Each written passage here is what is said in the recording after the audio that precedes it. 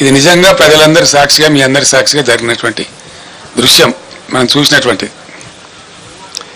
చాలా బరువైనటువంటి గుండెతో నేను మాట్లాడుతూ ఉన్నా, బాధ కలుగుతూ ఉంది. ఇంత షార్ట్ పీరియడ్లో వితిన్ 100 days 110 daysలో ఇంత దుర్భరమైన పరిస్థితి చూస్తామని మేము అనుకోలేదు. రైతులు ఇంత ఏడ్చేటువంటి పరిస్థితికి పోతారని కూడా అనుకోలేదు. మా సమాచారాన్ని బట్టి అందినటువంటి సమాచారాన్ని బట్టి 100 రోజులలో 200 మంది రైతులు ఆత్మహత్యలు చేసుకున్నారు.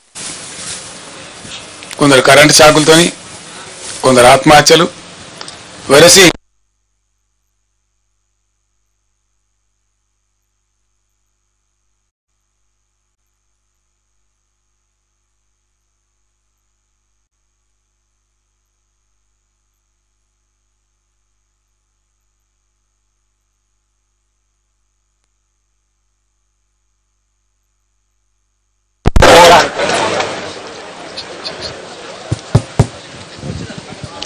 ఇట్లా పోతా వస్తూ ఉంటుంది కరెంటు.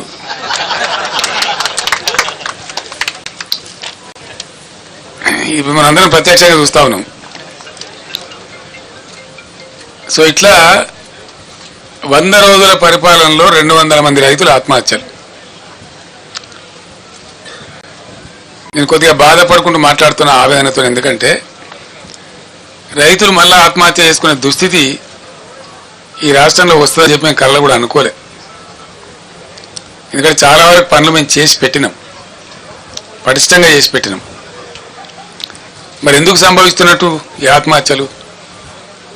ఈ లక్షల ఎకరాల్లో పంటలు ఎందుకు పోతున్నట్టు? దయచేసి జర్నలిస్ట్ మిత్రులతో నేను ప్రార్థిస్తా ఉన్నా, మీరు కూడా ఆలోచన చేయాలి. మీరు ప్రజల పక్షాన ప్రజల కోసం ఉండేవాళ్ళు కాబట్టి నేను మీకు కూడా అప్పీల్ చేస్తా ఉన్నా, ఈ పరిస్థితి ఎందుకు వచ్చినట్టు మీరు కూడా పరిశీలన చేసి రాయండి. ప్రజల పక్షాన్ని నిలబడండి, రైతుల పక్షాన్ని నిలబడండి. ఇది రాష్ట్రం యొక్క మేలును కాంక్షించి. రాజకీయాలు ఎప్పుడు ఉంటుంటాయండి, రాజకీయాలు పెద్ద ఇష్యూ కాదు. రాజకీయం ఎన్నికలు వస్తే గెలిచేటోడు గెలుతాడు, ఓడతాడు ఓడతాడు, ఎల్లయ్య కాకపోతే పుల్లయ్య కాకపోతే మళ్ళీ ఎవడో ఓడు. అదే సాధారణంగా జరిగే విషయం, రొటీన్, దానికి పెద్ద ఇంపార్టెన్స్ లేదు. కానీ ఈ సామాజికమైనటువంటి పరిస్థితి తెలంగాణలో అద్భుతంగా మారి ఉన్నత శిఖరాగ్రాలకు చేరుకొని దేశంలోనే నంబర్ 1 స్థాయికి ధాన్యం ఉత్పత్తిలో ఎదిగిన రాష్ట్రం అనతి కాలంలో, ఇంత స్వల్ప కాలంలో ఎందుకు ఈ బాధకు గురి కావాలి? దీనికి కారణం ఏంటి?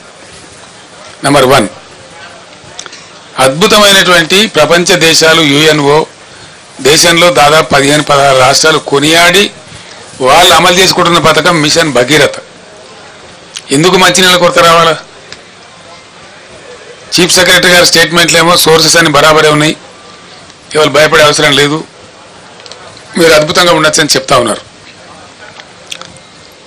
అసలు హైదరాబాద్ సిటీలో ₹1 నల్లా కనెక్షన్ ఇచ్చి 20,000 లీటర్ల ఫ్రీ వాటర్ ఇచ్చి రాష్ట్ర వ్యాప్తంగా ప్రతి ఇంటిలో నల్లా పెట్టి, దీన్ని కూడా మీరు అందరు సాక్షి, జర్నలిస్ట్ మిత్రులు కూడా.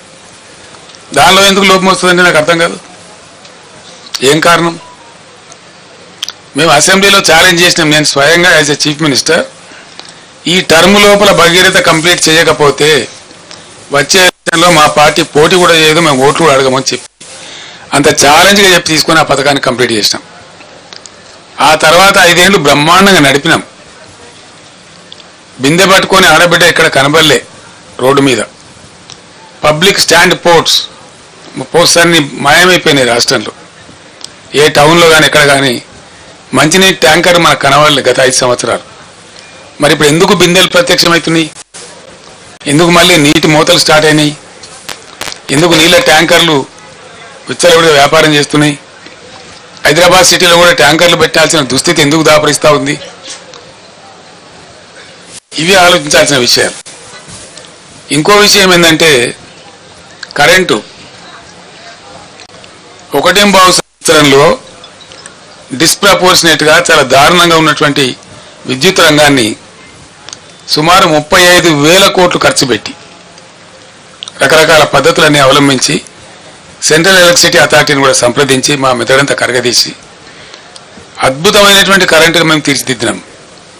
భారతదేశంలో అన్ని రంగాలకు 24 గంటలు 1 సెకండ్ కూడా కరెంటు పోకుండా ఏర్పాటు చేసినటువంటి ఘనత మా ప్రభుత్వానికి. అది మీరందరూ అనుభవించినారు, మీరందరూ చూసినారు. ఆనాడు కరెంటు పోతే వార్త, ఇవాళ కరెంటు ఉంటే వార్త అనే కాడికి వచ్చింది. ఇది ఎందుకు వస్తుందండి నాకు అర్థం కాదు.